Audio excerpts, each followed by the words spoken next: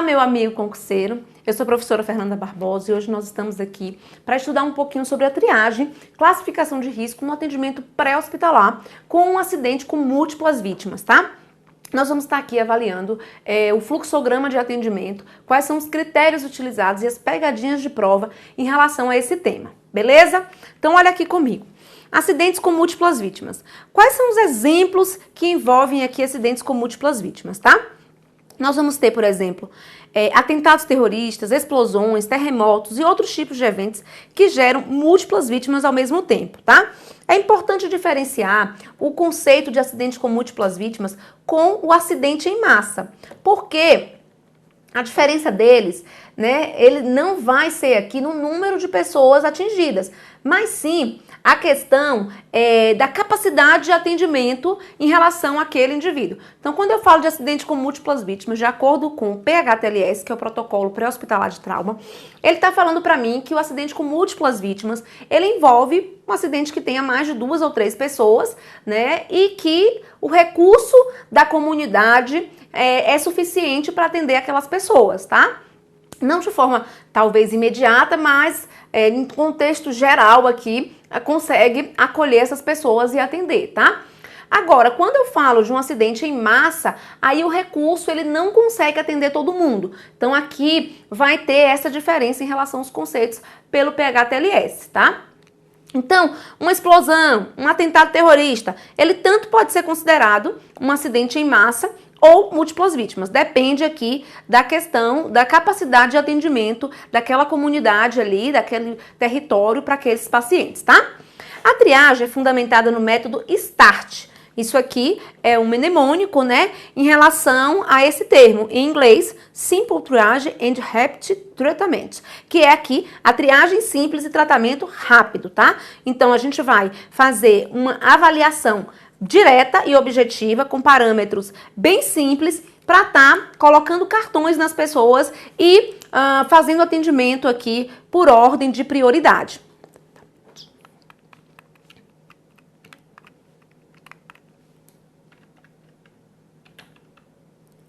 Então, o que eu vou fazer aqui em relação a essa interpretação? Como é que a gente faz? Primeiro eu vou perguntar, primeira coisa, o paciente está respirando? Então, se ele está respirando, não. Aí eu vou fazer o quê se ele não estiver respirando? Posicionar a via aérea, porque às vezes ele não está respirando porque está com obstrução, porque ele está inconsciente. Tem obstrução de língua, por exemplo. Então, vou posicionar a via aérea. O paciente voltou a respirar? Sim. Então, se ele já estava sem respirar, inconsciente, e ele voltou a respirar, ele vai se tornar um crítico. Agora, se ele não respira, nesse momento ele não é prioridade de atendimento, né? Ele vai aqui passar para a cor preta. Algumas classificações chamam de cinza. Beleza.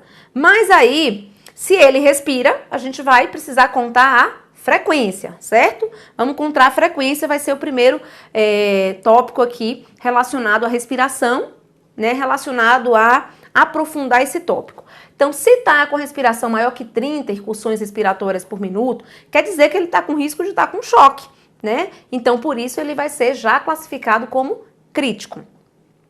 Se está com a respiração menor que 30, a gente vai ver agora o próximo tópico para ver se vai ser vermelho ou se vai ser amarelo. Não coloco logo como amarelo menor que 30, não. Vou ver agora o outro tópico, tá? Que vai ser o enchimento capilar. O enchimento capilar vai ser aqui o retorno da circulação periférica depois de você tirar o sangue da ponta, né? Então, se voltou rapidamente o sangue, isso demorou aqui menos que 2 segundos, isso vai dizer para mim que é um sinal, né, positivo. Vamos para os próximos tópicos aqui. Mas se disser que é maior que 2 segundos, ou seja, tem uma lentificação, né, no enchimento capilar, então eu vou dizer que essa classificação é crítico, tá? Agora, se ele tem um enchimento capilar normal, tá enchendo rapidinho, não tá com taquipneia exagerada, né? Tá menor que 30. Então, eu vou para a próxima pergunta. Responde a ordem simples, e aí, sim ou não? Se ele responder a ordem simples, ele vai estar aqui no amarelo, tá? Se ele não responder a ordem simples, ele vem para o vermelho de crítico aqui. Então, observe, eu vejo se ele respira. Se ele respira, eu vou ver a frequência respiratória, né? Se a frequência respiratória já estiver ruim, eu já boto como vermelho. Se não tiver tão ruim, né, tiver menor que 30, eu vejo o enchimento capilar, é o próximo tópico. E se o enchimento capilar já estiver ruim, eu já coloco como vermelho. Se não estiver ruim, eu vou avaliar agora a capacidade de resposta à ordem simples. Se não responde, eu coloco como vermelho, tá? E se responde, urgente. Agora, na questão aqui do paciente que está andando, conversando, tranquilo ali, ou com escoriações simples, né, nós vamos classificar ele como verde, ele pode aguardar. Uma pegadinha importante aqui nesse método START é com relação à prioridade, porque a prioridade de atendimento, né, a imediata, é o vermelho. Depois do vermelho vem o amarelo. Depois do amarelo, em vez de vir o verde, que é a pessoa que está viva, aí seria o preto, gente, tá? Que são as pessoas em óbito, uma pessoa que está em PCR, né? Então, agora viria o preto. E depois, aqui, que seria o verde, tá? E outra coisa, paciente em PCR não respira, mesmo depois de posicionar a via aérea, a gente vai classificar em preto porque eu tô com múltiplas vítimas. Não dá para parar para fazer compressão, sendo que outras vítimas com melhor potencial de sobrevida vai estar ali evoluindo para o agravamento do quadro, tá? Então, isso é pegadinha de prova, é importante a gente referenciar aqui com você. Vamos agora trabalhar cor por cor aqui. Então, a cor verde. Paciente, ele consegue andar. Pode esperar a ajuda, a prioridade é a pior de todas, é a última, inclusive depois do preto. Qual é aqui exemplo de paciente na coloração verde? Ele sofreu só uma contusão, um hematoma, uma escoriação, pequenos ferimentos, um cortezinho, tranquilo, dá para esperar tranquilo. As últimas pessoas a serem atendidas serão as que estão estáveis e com ferimentos leves, que é o verde, deambulando e até ajudando os socorristas à remoção dos outros pacientes. Se eu tenho aqui o amarelo, que é aquele que a gente viu no fluxograma, eu vou considerar urgente, mas não corre risco iminente de vida. Então, ele não anda, mas tem respiração com frequência menor que 30, enchimento capilar maior que 2 segundos, né? Então, a gente vai estar trabalhando aqui com prioridade alta. A prioridade aqui, 2, sendo que a 1 é a vermelha. Exemplo de amarelo, fratura, trauma craniano aqui leve ou moderado. Lembrando que o leve, o Glasgow vai estar aqui de 13 a 15 e o moderado de 9 a 12. Queimaduras menores, traumatismos abdominais e torácicos, ferimentos com sangramento que necessitam aqui apenas de sutura, mais simples, né? Não é aquele sangramento insanguinante. As vítimas classificadas como amarelo têm prioridade 2. Esta vítima não corre risco iminente de vida, mas possui lesões que merecem atenção, devendo primeiro ser atendida, após terminar o atendimento das vítimas, de cor vermelha. O vermelho, então, é aquele que o risco de vida é iminente, né? Então, eu tenho ou a respiração ausente, aquele que, quando eu mudei a posição, ele voltou a respirar, né? Então, ele vai estar com vermelho. Frequência respiratória maior que 30, eu já classifico vermelho. O enchimento capilar lentificado, maior que 2, né? Aqui conduzindo o raciocínio para o choque, você percebe, né? Taquipneia, dificuldade circulatória periférica, ou simplesmente não responde à ordem simples, também é um critério para classificar aqui como vermelho, tá? Nesse caso, a prioridade é 1, muito alta, atendimento imediato. Primeira coisa que eu quero diferenciar com vocês aqui é essa avaliação START do atendimento pré-hospitalar com a classificação de risco que a gente faz ali no ambiente hospitalar, né, da prioridade relacionada ao Ministério da Saúde. Lá, observe que o vermelho é prioridade 0, o método START, porque o 0 vai ser o mínimo lá. E aqui o vermelho do START, prioridade 1. Então, uma pegadinha importante para você estar aí fazendo essa reflexão comigo, beleza? Exemplos aqui de situações que conduzem ao cartão aqui vermelho no método START. Choque, amputações, lesões arteriais, hemorragia severa, lesões por inalação, queimadura em face, que é sinal de risco, de intoxicação, né, pelo monóxido de carbono, lesão de face e olhos, lesões intraabdominais, insuficiência respiratória, pneumotórax hipertensivo, lesões extensas de partes moles, queimaduras de 2º grau maior que 20 a 40 graus ou de 3º grau maior que 10 a 30%, tá? Então, vai estar avaliando tanto a profundidade quanto à extensão da queimadura, para estar aqui classificando esse paciente como vermelho, né, no sentido aqui do exemplo, tá? Porque isso aqui vai ser feito não com avaliação, tá com queimadura, vou botar vermelho, não é assim não, viu, gente? Quando a gente vai pro método START, tá lá no meio da rua, tá lá no meio do atendimento pré-hospitalar, eu não vou ver a queimadura, contar a extensão, né? A gente vai fazer aqueles parâmetros de avaliação. Respira, né? Enchimento capilar, né? A questão aqui de responder a ordem, contar a frequência, então é isso que a gente está avaliando no método START. Aqui eu estou dando exemplo, porque normalmente quando ele vai ser classificado como vermelho, são diante dessas situações, que já vai mostrar pra gente, por exemplo, uma queimadura desse nível aqui, ele já vai estar com choque hipovolêmico por conta da perda de plasma. Então, observe que aqui, no método START, a gente não está falando de dizer assim, ó, tá com queimadura, vamos calcular aqui, né, a regra dos 9 para ver qual é o grau. Não, gente, não é isso que a gente está fazendo no método START. Eu estou dando só exemplo de situações que podem conduzir para um paciente que não respira, que passou a respirar com posicionamento, ou que está aqui, né, no sentido do vermelho, com a frequência respiratória maior que 30, o enchimento capilar lentificado, maior que 2 segundos, ou não responde a comando simples. Então é isso que eu vou avaliar no método START, gente. Não confunde aqui esses exemplos dados só para a gente poder trabalhar isso um pouco mais aqui na vivência prática em relação a exemplos, tá? As vítimas classificadas como vermelho deverão ser as primeiras a receber atenção de pessoal e recursos para uma remoção imediata para o hospital.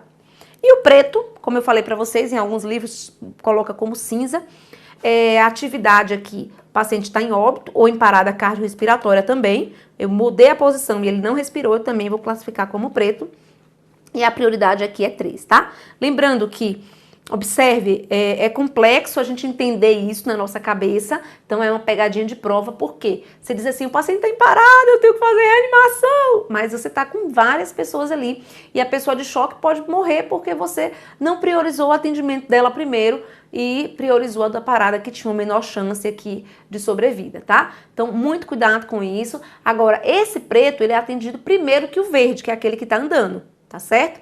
E aí, a depender do tempo que você gastou para classificar e tudo, às vezes, né, consegue ainda reverter a situação. Porque acabou de acontecer, por exemplo, um acidente, enfim. Depende também da quantidade de pessoas que está ali para socorrer, né, a evacuação, como que vai ser feita, qual recurso que tem, tudo isso vai estar sendo ali avaliado caso a caso, tá? Então a gente está aqui olhando com foco na prova, que são as pegadinhas que aparecem em relação a essas questões, tá? Os óbitos pretos serão encaminhados antes das pessoas estáveis e com ferimentos leves.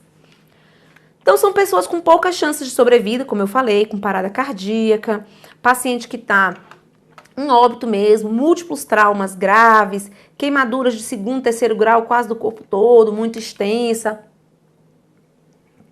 E que, claro, como eu reforcei no tópico anterior, né, e que vão estar aqui relacionadas com aquela questão da avaliação direcionada, da triagem rápida, né, que é o método START aqui em relação à respiração, deambulação, responde comando de ordens, frequência respiratória, enchimento capilar, esses tópicos é que serão avaliados.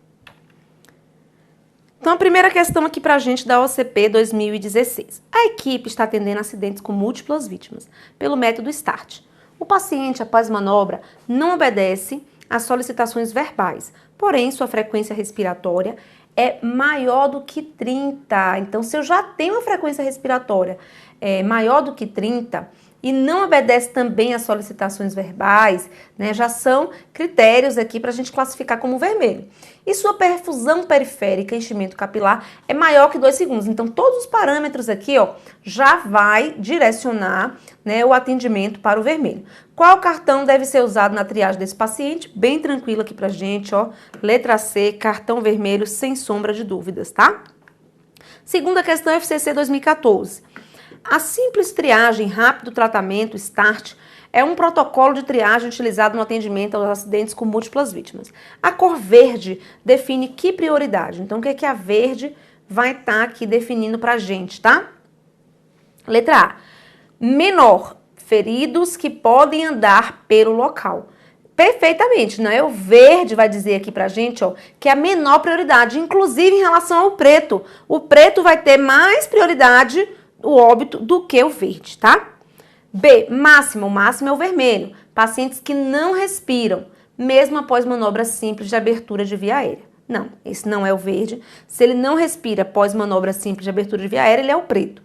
0, constatação de óbito dos pacientes devido à hemorragia. Nada a ver com verde, né? E não tem 0 aqui em relação a essa classificação de START, tá?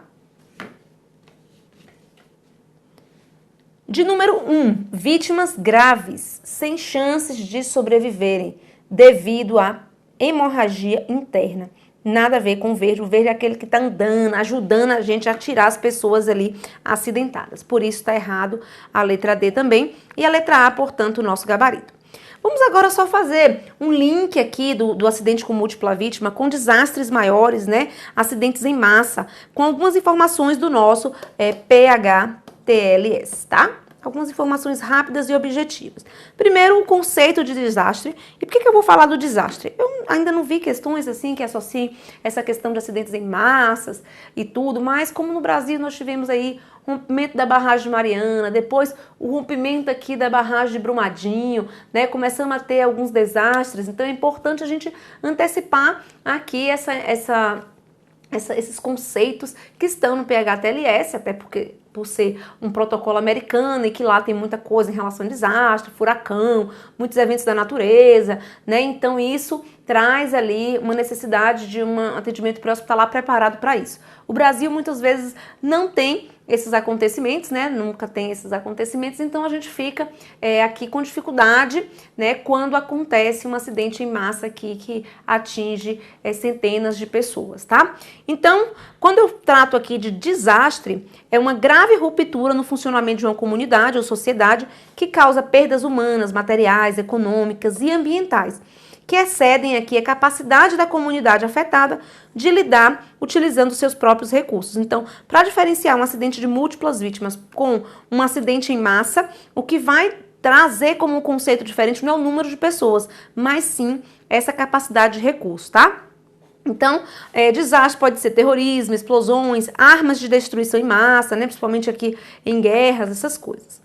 Então, o PHTLS traz para mim que evento com vítima em massa é diferente de incidente com múltiplas vítimas, tá?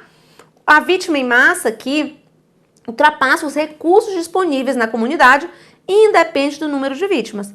E o incidente aqui com múltiplas vítimas, ou acidentes com múltiplas vítimas, né? O PHTLS chama incidente, mais de 2 ou 3 pessoas ali para a gente ter que priorizar quem vai atender primeiro, né? E aí, qual é a história natural de um desastre?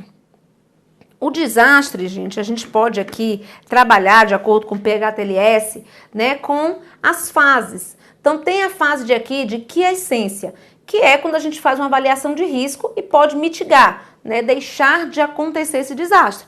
Nem todo desastre vai poder ser evitado, né? Por exemplo, aqui um furacão tá vindo, não tem o que fazer. Então vamos evacuar a cidade, vamos fortificar as estruturas, vamos ter toda uma preparação para mitigar, né, esse risco aqui na fase pré-desastre, quando eu não posso fazer nada. Agora, nessa quiescência, o que vai acontecer? Né? A gente está ali avaliando os engenheiros, a barragem. E aí, cadê? Diz que tá tudo bem, mas não tá, né? Ou diz que tá ruim. Então, esse período aqui de quiescência, qualquer hora pode acontecer um desastre, né? Porque tá ruim, pode romper o viaduto aqui em Brasília, né? Caiu um viaduto aqui em Brasília. Aí disse assim, o TCU já tinha sido notificado porque já tem vários pareceres de técnicos dizendo que os viadutos podem cair, né? E aí caiu um viaduto. E aí, né? Foi um desastre, né? Foi um acidente previsto, porque já tinha laudo técnico dizendo que ia acontecer isso e ninguém fez nada, infelizmente, tá? Então a gente está falando dessa fase aqui, que é uma avaliação feita, né, com base em um problema detectado e que precisa ser trabalhado para que evite de ter esse desastre. E aí evolui para o pródromo, que é o pré-desastre, que é o momento ali onde aquele evento não tem muito o que fazer, é inevitável. E aí vem os desastres naturais, de tsunami, furacão, né? Que aí a gente já não tem muito o que fazer, é só mesmo trabalhar em evacuação, resgate, né? E atendimento a essas pessoas que vão estar ali sendo acometidas. Mas nessa fase eu posso trabalhar em relação, principalmente aqui, à evacuação do local onde vai acontecer quando ele é previsto, tá? O impacto é o evento propriamente dito do desastre. Seja uma explosão, seja aqui um furacão, um tsunami, terrorismo, né? Bombas aqui com terrorismo. E aí, depois do impacto, a gente vai trabalhar com as consequências desse desastre. Resgatar as pessoas e tratar, cuidar dessas pessoas. E depois desse atendimento mais imediato, que aí entra, por exemplo, Brumadinho hoje, Mariana ainda hoje, tentando recuperar, reconstruir o local ali como era anteriormente, né? Normalmente não consegue, os impactos ambientais e materiais e de pessoas mortas naquele local traz repercussões para a vida inteira. Nunca vai conseguir reconstruir totalmente, mas aí o tempo vai ficando aqui menos pior a situação, né? A gente não pode falar nem melhor numa situação tão triste como essas, né? Então, a gente vem aqui para a foto do PHTLS do ciclo de vida de um desastre. Tem a fase de quiescência, que é representada pelas setas de mitigação e preparação, que é quando eu vou aqui diminuindo a chance daquele desastre previsto acontecer, como eu falei do desastre em relação à queda de um viaduto, a barragem estourar, porque isso aí a gente já viu que o risco está perto. Vamos intervir então nessa fase aqui, tá? A fase de advertência vem logo antes do impacto do evento. E ela é seguida de fase de resgate, que aí seria a resposta aqui ao atendimento emergencial e a recuperação, né, do ambiente, das pessoas que ficam com sequelas, tudo isso aqui, tá? E prontidão, dentro aqui, pude reduzir o risco? Não. Então, vamos pelo menos evacuar, vamos pelo menos aqui melhorar as estruturas, né? Porque esse desastre não tem muito o que fazer, ele vai acontecer, então eu preciso me preparar. E o desastre é a explosão, é a queda do viaduto, é essas coisas aí que tem repercussão. O PHTLS traz aqui alguns elementos em relação à possibilidade de atuação dentro do contexto da equipe aqui para com as vítimas, tá? Então, eu vou fazer busca e resgate, que é aqui desencarcerar as pessoas, tirar aqui do local, por exemplo, da lama, tirar ali do local do vazamento de gás, do incêndio, procurando os indivíduos afetados pelo evento e resgatá-los, tá? E a gente acompanhou isso muito de perto no desastre de Brumadinho, o tempo inteiro na televisão, tantos dias de busca, já conseguiu tantas pessoas estavam vivas, tantas pessoas estavam mortas, né? Infelizmente, foi uma coisa que tocou muito meu coração, esse evento, né? Triagem e estabilização inicial, que é aqui a avaliação e categorização sistemática de cada vítima conforme a gravidade dos ferimentos ou enfermidades e de atendimento médico direcionado aos casos onde há risco de vida ou perda de membro. E aí, quando a gente fala nessa triagem, estabilização inicial, a gente tem aqui diversos métodos para fazer essa triagem. Um dos métodos utilizados é o próprio método START, relacionado aqui a acidentes com múltiplas vítimas, que a gente acabou de explicar, né? Então, tem o método START, que é o mais utilizado aqui no Brasil, e o PHTLS, por ser americano, ele tem aqui outros exemplos também de técnicas que podem ser utilizadas para classificar as vítimas, e a gente vai estar citando já já, tá? Rastreamento do paciente. É aqui identificar esse paciente que estava no desastre para acompanhá-lo ao longo do processo aqui, né, do atendimento e do atendimento definitivo de como que aconteceu, né? Porque a gente vai ter que ter dados, indicadores, quantas pessoas morreram, às vezes a pessoa não morre na hora, morre depois. Então, desse rastreamento tem identificação individual para controle até o atendimento aqui definitivo do que foi que aconteceu com aquela vítima. O atendimento médico definitivo é o atendimento hospitalar, né, que vai ali conduzir o método definitivo para cada caso, de acordo com o que aconteceu com aquela pessoa. Evacuação é aquela fase ali onde a gente quer evitar um desastre ainda maior, com pessoas que estão na redondeza, que vão sendo aqui evacuadas, né, tiradas dessa zona quente, para uma zona fria, onde não tem repercussão do acidente que aconteceu. Então, vai ser o transporte de vítimas de desastre e paciente ferido para longe do local de desastre, onde então não vai ter aqui o risco relacionado, seja ele uma explosão, um local aqui com incêndio, então não vai ter fumaça, por exemplo, não vai ter fogo, então vai levar aqui para uma área fria, né, uma área onde não vai ter esse risco. E para métodos de triagem, em relação a acidentes aqui em massa, né, em relação a desastres, nós vamos poder utilizar o método START, citado e referenciado no PHTLS, detalhado aqui na nossa aula, mas também existe aqui o método MAS, que é mover, avaliar, classificar e transportar esse paciente, o SALT, que é a capacidade de locomoção, avalia a necessidade de salvamento da vida, triagem e transporte, tá? Então, vão ser aqui métodos citados pelo PHTLS, não vai estar detalhando isso, tá? E o que mais cai em prova é aquilo que a gente já conversou em relação ao método START, tá certo?